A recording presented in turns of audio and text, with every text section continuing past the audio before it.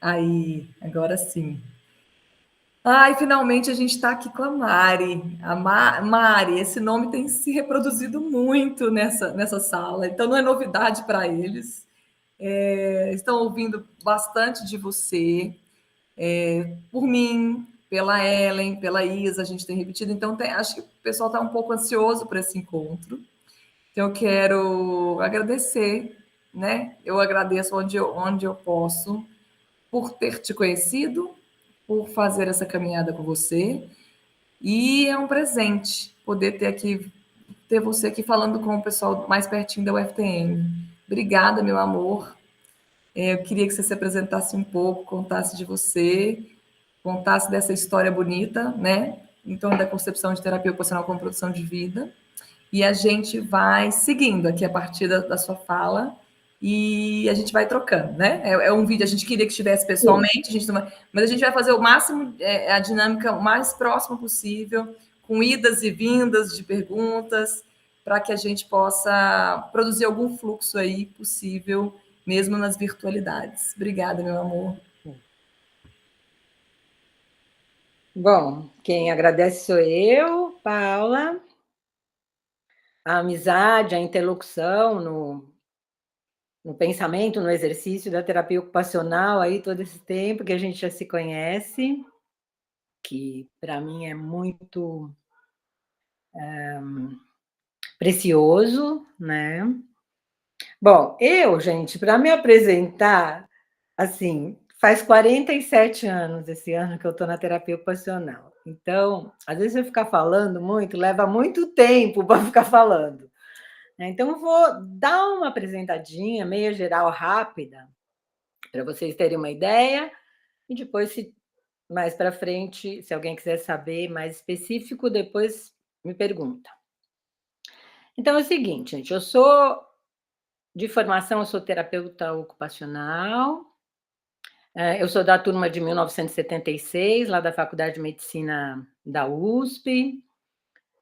Depois eu fiz uma formação em terapias corporais neo-reichianas, porque eu estava muito interessada em uma visão integrada de corpo e psique, e não tinha, naquela época, era muito, muito, muito cindido. É cindido hoje em dia ainda, mas há 47 anos atrás, 30 anos atrás, era mais ainda, tá? E eu tenho também um trabalho como artista visual e como poeta, tá? Eu tenho um currículo maravilhoso que eu deixei várias pós sem terminar. Então, eu tenho algumas especializações, mas eu larguei minhas pós tudo na metade, tá? A única pós que eu fiz mais até o final foi em poéticas visuais. Bom, nesses 47 anos, eu atuei como terapeuta ocupacional em vários contextos. Então, só para vocês terem uma ideia, tá?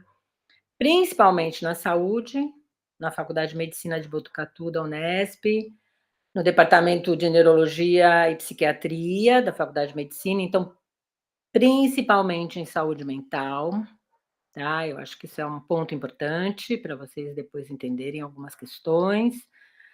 Não só, mas principalmente. Eu atuei em processo na área de educação, no contexto da educação, com arte e educação, mas também com bastante questões de processos de ensino e aprendizagem, tá? Eu tive uma atuação bem forte na formação de TOs, eu fui durante 27 anos supervisora de estágio profissionalizante da Universidade Federal de São Carlos, né, nas áreas de saúde mental, reabilitação psicossocial e também em atuação hospitalar. E eu também trabalhei muito com formação de TOs, que foi na pós-graduação Lato Sensu, que são os cursos de aprimoramento, que hoje são as residências multiprofissionais, mas antes era separado por áreas, tá? E com a criação do coletivo de estudos de TO como produção de vida a partir de 2003, tá? Um outro contexto, como vocês viram, assim, eu trabalhei dentro de uma instituição de ensino, Eu trabalhei com formação de terapeutas ocupacionais na graduação, na pós-graduação e também com profissionais das outras áreas, né, da saúde.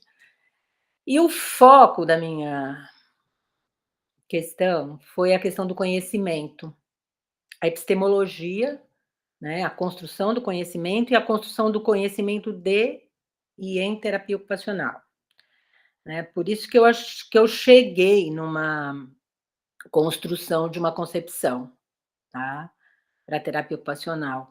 Hã, e eu queria falar um pouco contar para vocês um pouco dessa história, né. Eu estou agora com esse mote, "A história não é muda", né, por mais que tentem destruir, silenciar, a história não se cala, né, que é um verso do Galeano, assim, que eu estou Eduardo Galeano, eu estou resumindo mais ou menos, mas é porque eu gostaria de deixar uma pergunta, já aqui de início para vocês tentarem fazer uma recuperação da história de vocês na relação com o conhecimento. Porque eu acho que isso é bem fundamental para a gente entender como a gente se relaciona com o conhecimento de TO também. Porque não é que começa agora.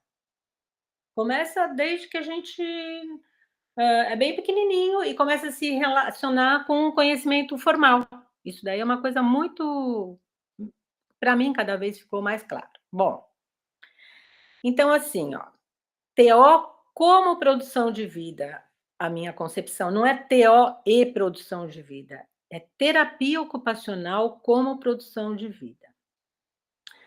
É um modo de conceber terapia ocupacional, tá? Que eu criei, mas também é um modo de disparar, de fazer pensar terapia ocupacional.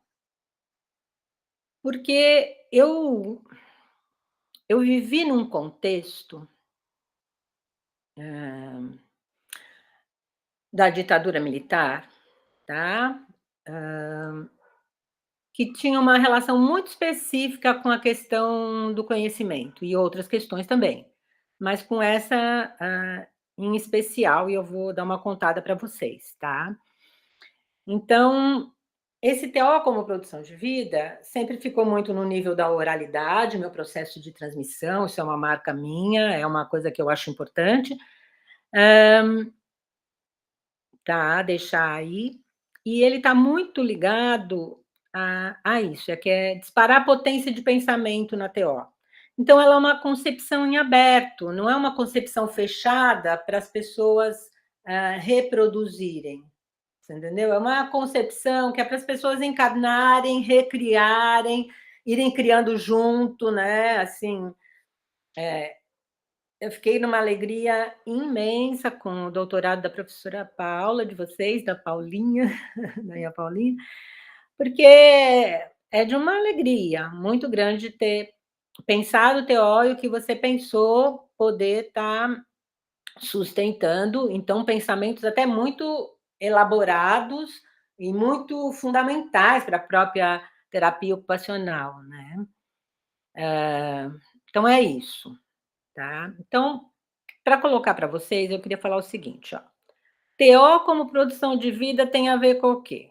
Tem a ver com liberdade, tem a ver com autonomia, tem a ver com assumir a potência de pensar, e a potência de pensar TO, a partir da experiência de TO, tá? Tem a ver com direito ao pensamento, tem a ver com tomar a palavra, tá? Tem a ver com direito à vida, a ser, a existir. Teve um aluno meu, que é um TO lá de Santos, que um dia ele criou uma conceituação de TO, que TO era dar o direito à existência das pessoas do modo que elas são, tá? Mas vocês vão entender que é o direito a ser, a existir de diversos modos, tá bom? Então, era isso que eu queria falar, assim, bem do comecinho. Então, olha, gente, a primeira vez que eu enunciei a TO como produção de vida, eu não falei exatamente assim. É naquele texto, Terapia Ocupacional e Produção de Vida, de 2001, que acho que é o 5º Congresso Brasileiro de Terapia Ocupacional, que eu fiz uma conferência de encerramento, né? Que eu falo lá no texto isso daí. Penso que a TO está intensamente envolvida com a produção de vida. Essa compreensão advém do fato de que a vida humana constitui-se em uma de suas dimensões num contínuo de atividades. Vida é contínuo incessante de atividades, não linear e múltiplo.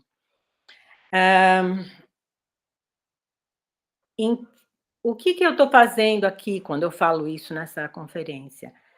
Eu estava querendo produzir um campo para a gente de produção de conhecimento, de exercício, de prática, que se deslocasse de a gente estar estritamente olhando falta, déficit, disfunção, assim, separadamente. A gente tem um discurso na TO desde o começo, de ver o sujeito como um todo, tá? Só que também já tem uma discussão que precisa entender como você pensa esse sujeito como um todo, você entendeu? Se você pensa ele um corpo-máquina, você entendeu? Funções para funcionar no mundo, e que se desinstala, e se desajusta desses funcionamentos no mundo, tá? Então, eu estava querendo, eu queria deixar assim bem claro, eu acho que a TO tem um conhecimento vasto sobre questões de habilidades, funcionalidades, não é que eu desconsidero isso, tá?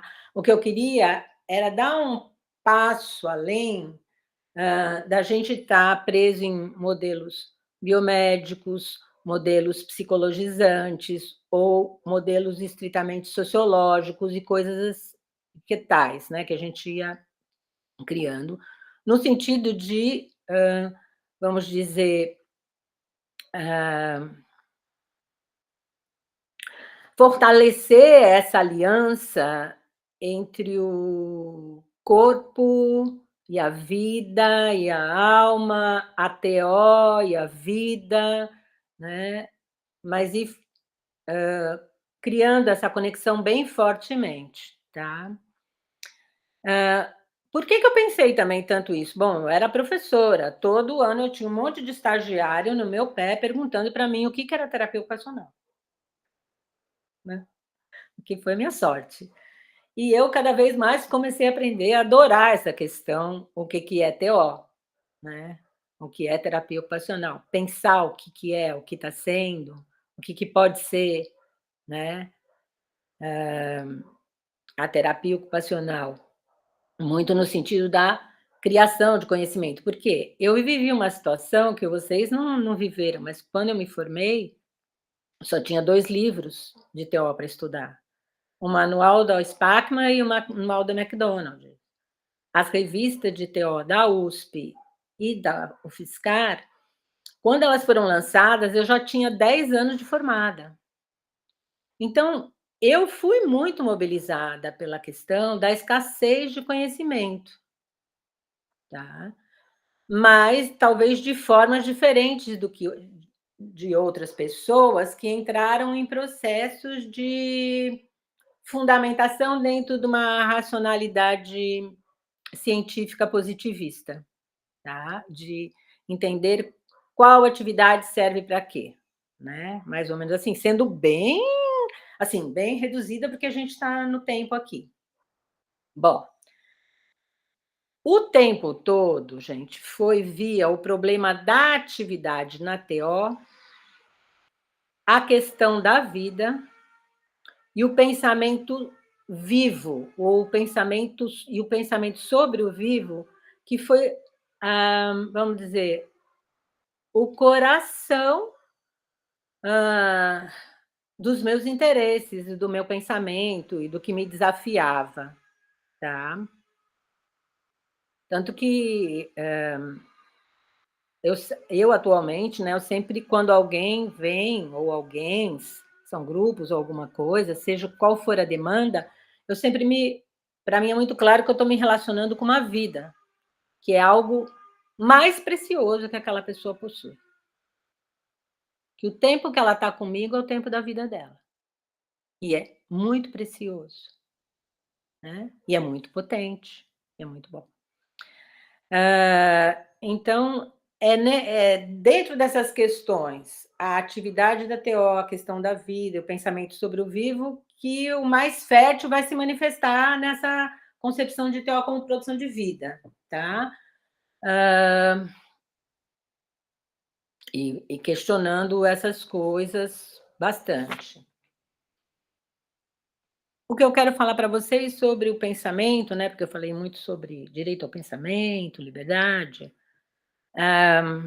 Então, uma vida pensa o que a problematiza, o que a atinge, tá, na sua existência.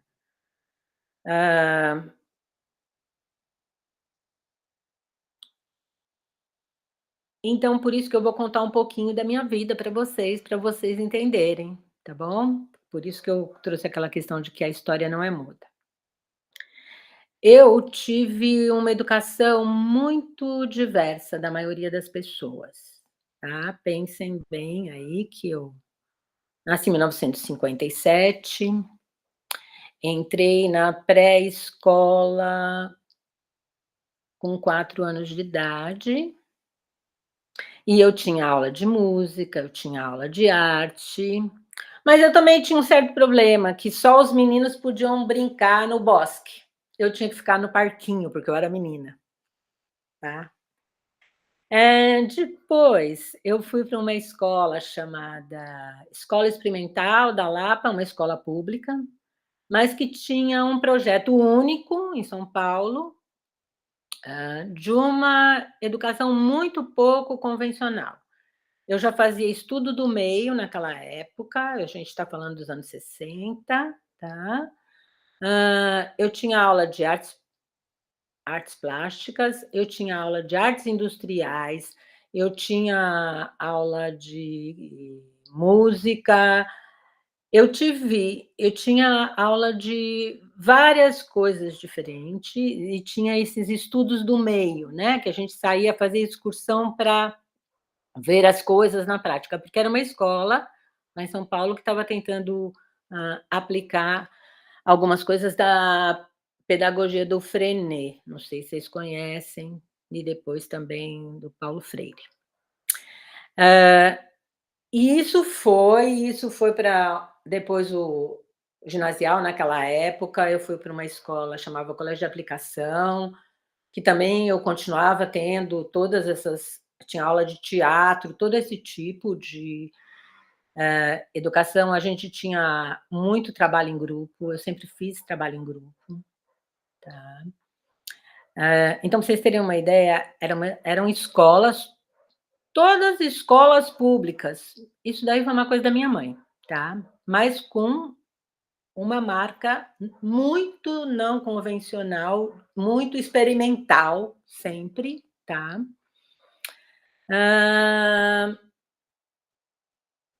Inclusive,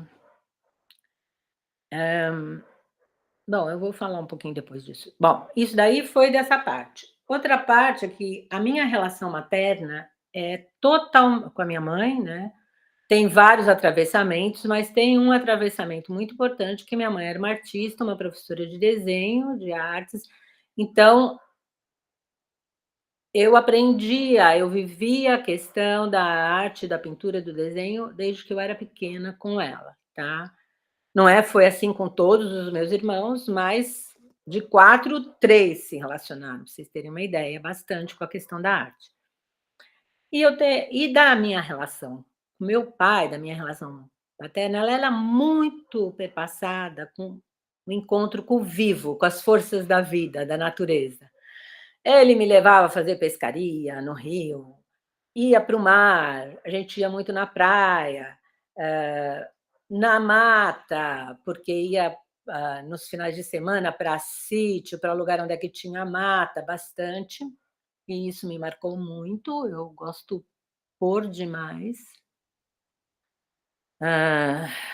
De estar ao ar livre, sob o céu, tá.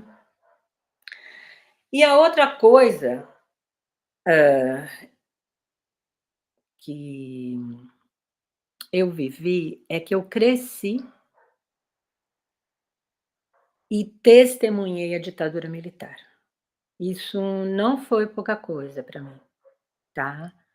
Ah, numa cidade que era São Paulo, que não é uma cidade pequenininha, de pouco interesse para a ditadura militar, você entendeu? Era um centro econômico muito importante para a ditadura militar, né, é em São Paulo, é no Rio de Janeiro, é nas grandes capitais que a ditadura vai ter que se impor, certo? Então, repressão, criação da rota, opressão, silenciamento, censura, violência, tortura, morte, desaparecimentos, eu vivi isso muito de perto. Inclusive, quando eu estava no ginásio, no terceiro, hoje seria 7ª série, tá.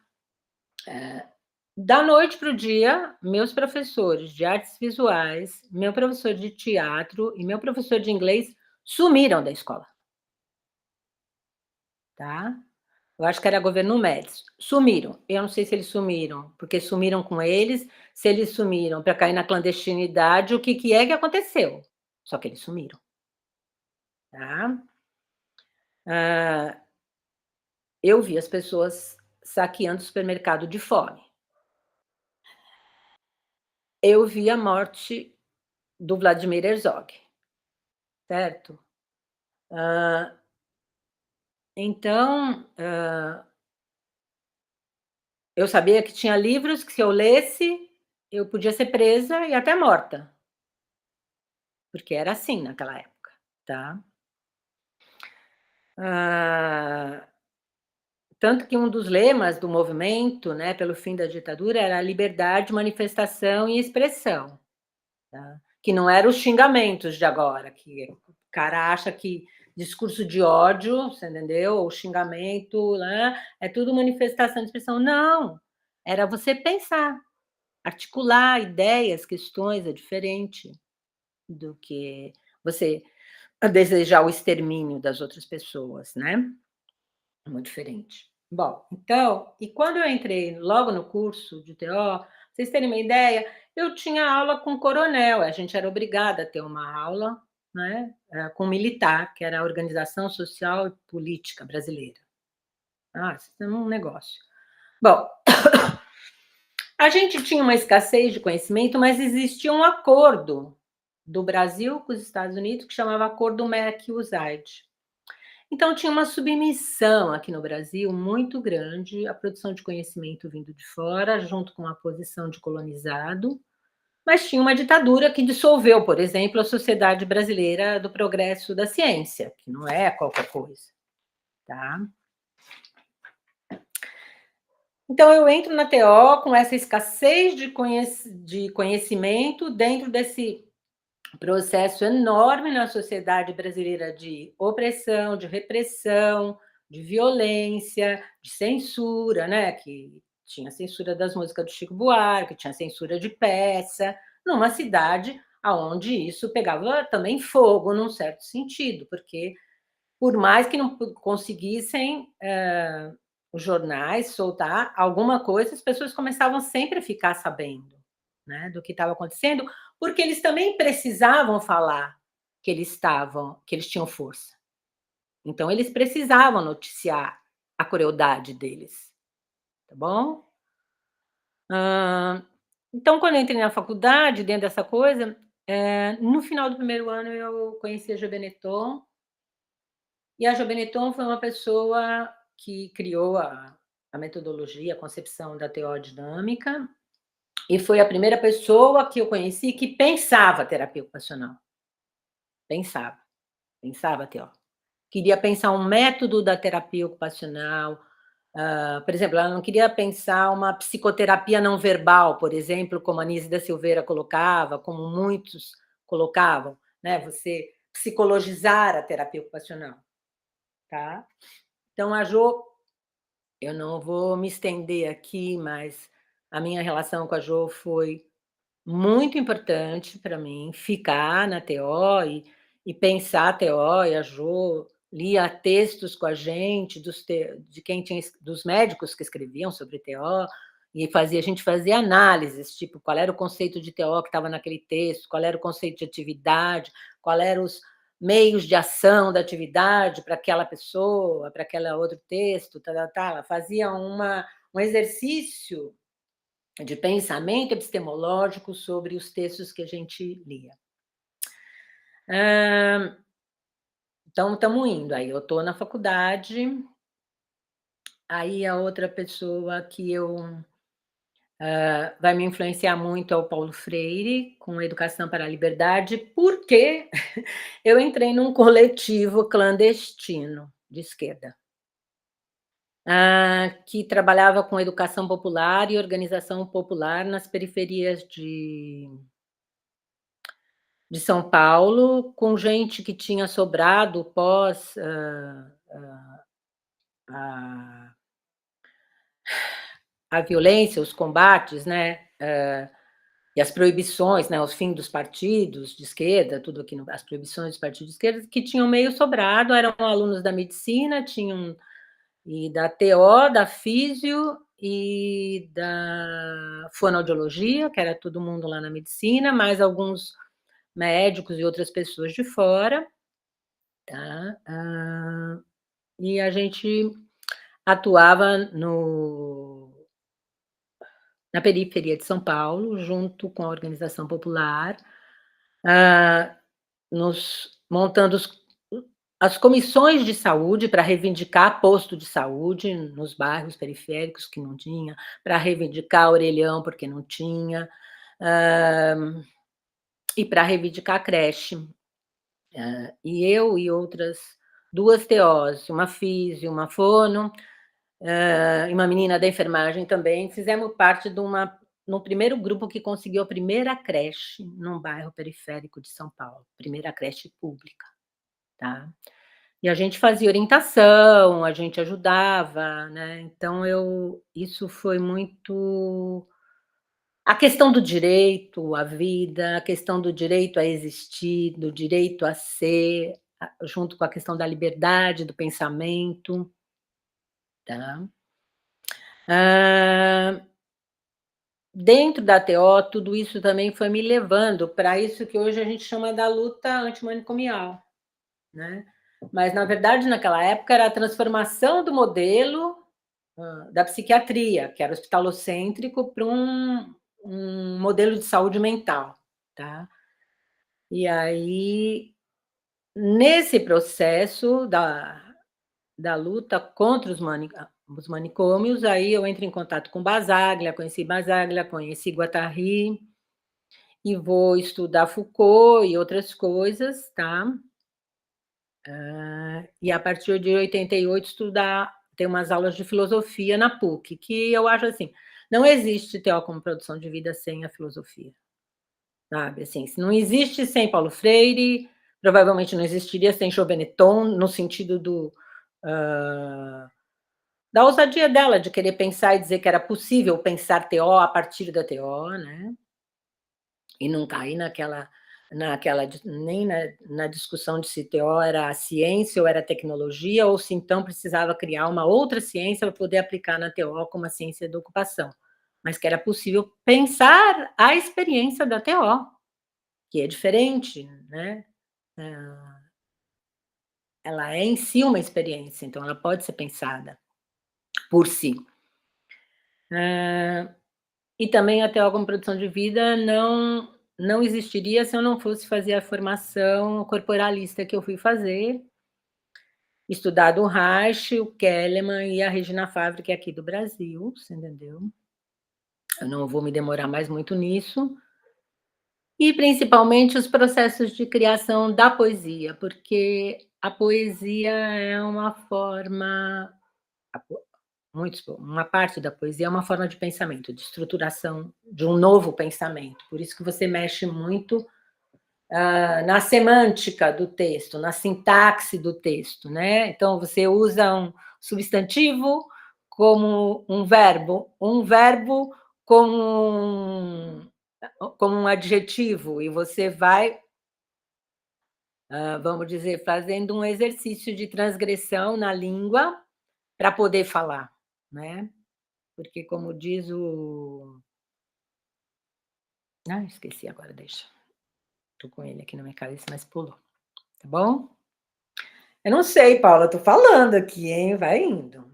Então, teve tempo, gente, que eu não estudava nada, eu só lia poesia. Eu lembro muito bem que eu fui num congresso, acho que num encontro de TO na saúde mental, porque a gente não tinha associação, não tinha muito encontro, a gente começou a fazer os encontros. Eu acho que o primeiro encontro eu fiz aqui em Botucatu. Depois teve um em Ribeirão Preto, depois foi lá no Rio Grande do Sul. E eu lembro que eu fui para lá, acho que fazia uns 2 anos que eu não abri um texto de TO, eu só lia poesia, só lia poesia, só lia poesia. Tá? Sou bastante suspeita, porque eu sou poeta também, mas tem um livro do Wilhelm Flusser que chama A Dúvida, que é uma crítica ao pensamento cartesiano e, num certo sentido, um elogio à poesia como uma forma de pensamento.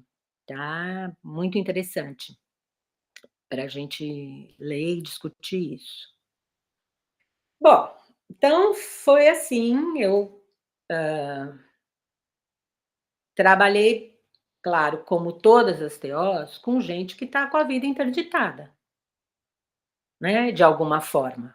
Está interditada porque está em sofrimento mental, está interditada porque tem um déficit, está interditada porque está numa situação de vulnerabilidade, né, com interditos, né, com interditos de várias ordens, né, na vida das pessoas.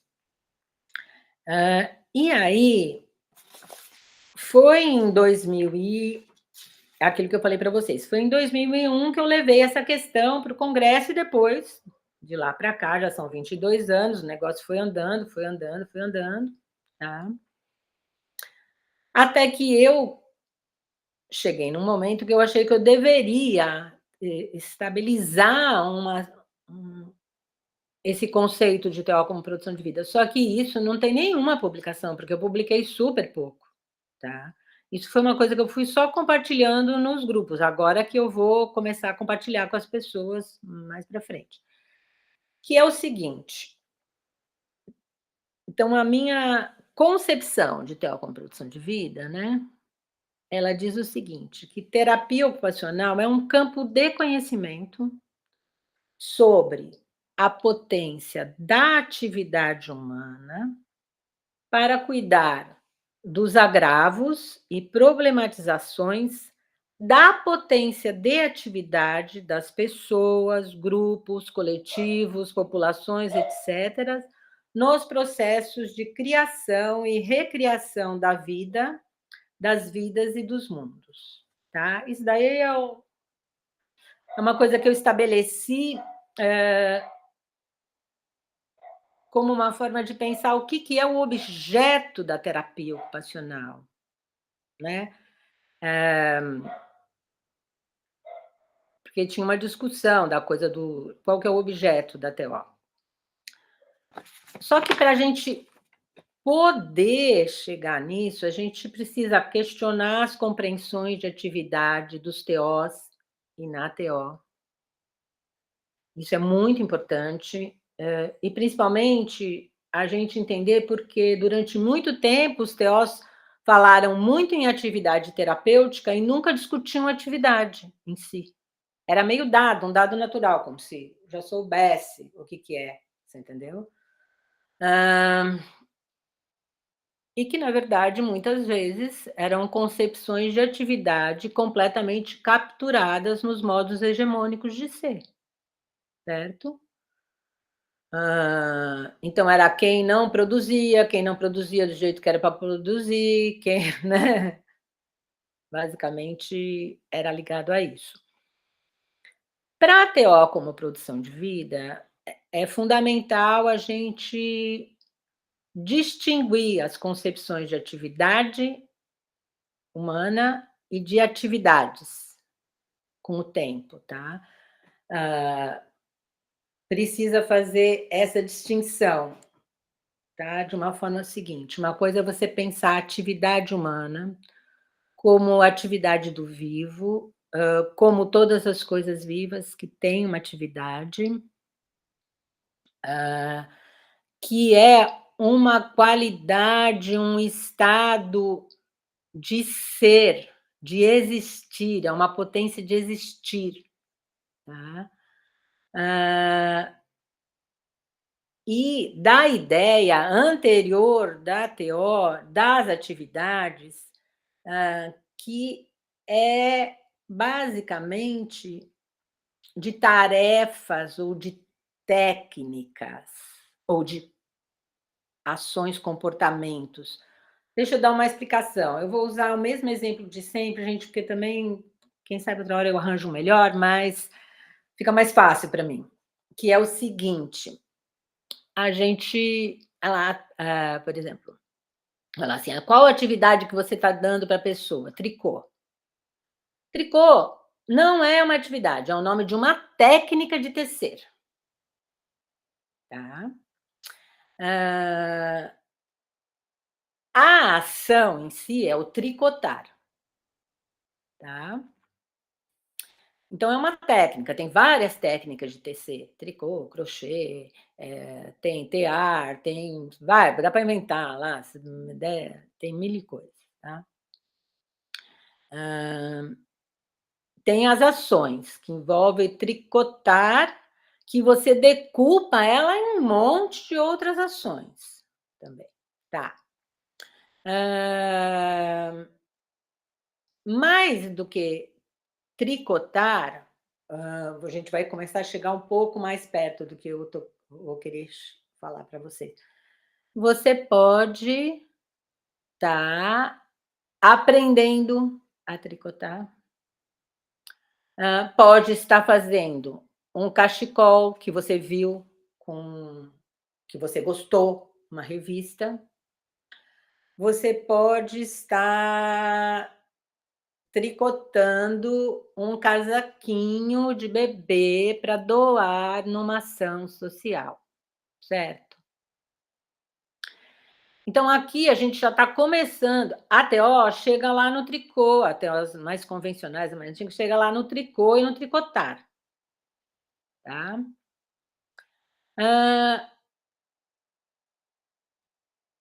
A distinção entre fazer um casaquinho para doar, ou a diferenciação, a riqueza, um casaquinho para doar, um cachecol porque gostou, ou aprender a tricotar, já está te dando, a gente está começando a chegar no que eu chamo de atividade humana, que é o estado, a qualidade do exercício da atividade humana. E é uma coisa que é muito complexa, porque tem muitas coisas envolvidas, tá? Então, só que assim, quem está aprendendo a fazer tricô? Quem está fazendo um cachecol para si? Uma pessoa que pensa que não consegue aprender, uma pessoa que pensa que sabe tudo, uma pessoa que é vaidosa, você entendeu? Uma pessoa que tem uma mãe que falou para ela que ela tinha que fazer um cachecol, porque aquele cachecol, era lindo e maravilhoso, que ela ia ficar linda e maravilhosa. Tá? Então, o que eu acho que é importante, né, quando eu falo que é um campo de conhecimento sobre a potência da atividade humana, é de todas as forças que ela tem, porque primeiro que é uma coisa que não é linear, é contínua, a gente não sai de dentro das atividades, certo? Ela é plural e múltipla, você entendeu? A gente não sai de dentro dela. É um acontecimento muito multivariado que tem uma riqueza enorme, tá? E por isso uma força enorme também, né? E na TO, o que eu queria mais colocar para vocês, além da gente ter que se dar. Então, nesse sentido, gente, eu me mantenho com o uso do termo atividade. Tem vários outros motivos, tá? Mas a mim interessa o termo atividade para manter essa conexão com a questão do vivo, tá? Porque eu posso pensar coisas da atividade humana a partir da atividade dos vegetais, da atividade dos minerais, depois a gente conversa, da atividade cósmica, muitas questões, assim, da atividade animal, tá? Mas de tudo que é vivo, tudo que está em movimento, tá? Nesse processo de sendo, né? E na TO, a gente usa muitos termos também, que é atividade, ação, as atividades, ocupação, fazer, cotidiano. E eu acho isso muito legal, porque a gente tem muitos termos para poder falar da experiência da TO. E o que interessa é que também a gente vai poder também, eles são polissêmicos, eles podem ser usados em vários sentidos. Então, o que é importante é que a gente apresente o sentido no qual a gente está usando os termos. E isso você agora vê mais, mas muitas vezes fica meio dado, tá? E foi por isso que eu também cheguei na questão de chamar as atividades humanas, que é aquele eu vou fazer um casaquinho de tricô para bebê, para doar, porque eu quero sentir que eu estou fazendo alguma coisa dentro de um projeto social aonde eu estou encaixada. Por exemplo, se fosse um grupo da igreja, que tinha muito isso na época que eu era adolescente, tinha esses grupos de igreja, eu não participava, mas tinha bastante que fazia isso. Tá? Eu cheguei, a partir dos estudos, das leituras do Deleuze e do Guattari, do Foucault e várias outras questões, a compreender que, além de que a vida era um contínuo de atividades, incessante, não linear, plural, múltiplo também, aí pode ser complexo, todos os termos que a gente quiser, de definir as atividades como territórios existenciais, como aonde a gente está vivo, aonde a gente vive, aonde a gente existe, aonde a gente é, como agora, né? Que eu estou sendo, né? Vamos dizer, uma pessoa que está transmitindo, está compartilhando um conhecimento com vocês que eu criei. E vocês estão num processo, eu não sei qual é a atividade de cada um, como é que vai ser, né? Em relação a isso, qual vai ser a atividade. Então, assim, eu tentei trabalhar muitas questões sobre a atividade, né, dentro dos processos de terapia ocupacional, tá? Para deslocar a gente desses lugares. Eu acho que, olha, da primeira parte, Paula, o que eu pensei foi isso. Nem sei quanto tempo deu. Olha só. 2 horas. Eu ficaria aqui muito mais, né? A gente fez 43 minutos, Ixi, 42 minutos. Mas, Mari, é precioso, assim. É pouco, é pouco. Sem falar que cada vez que eu te escuto, uma coisa nova, importante aparece. Não, é que agora está num processo difícil, sabe, Paula? Porque eu estou com muita coisa para pôr para fora. Eu preciso realmente parar e escrever. Isso já é uma coisa para mim, mas ainda está com a vida. Porque é muita coisa. cada vez menos eu consigo escrever menos, você entendeu? Que bom! E eu só agradeço. Mas eu acho que foi para o pessoal que está te conhecendo agora, eu acho que foi bem importante Bom, essa, essa eu tô falando, introdução.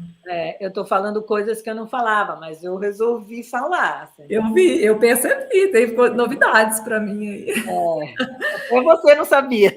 É, eu fui aqui me encantando. Mas também acho que para quem está chegando agora, passou por aqueles pontos tão importantes que eu queria muito que você pudesse trazer para eles chegarem um pouquinho mais perto de você, da história, né? E da própria concepção em si. É, eu acho que é isso, a gente tem um tanto aí para ficar escutando o que você nos disse.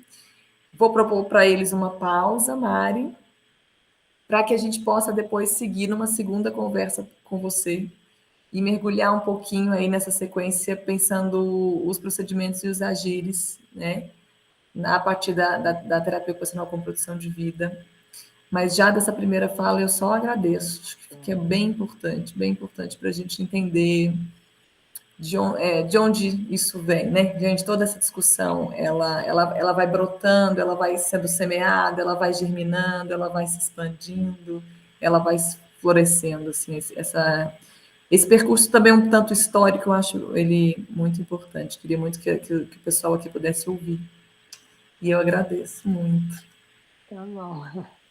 Tá bom? E a gente vai para uma pausa, então. Obrigada. Um beijo. Um beijo, querido.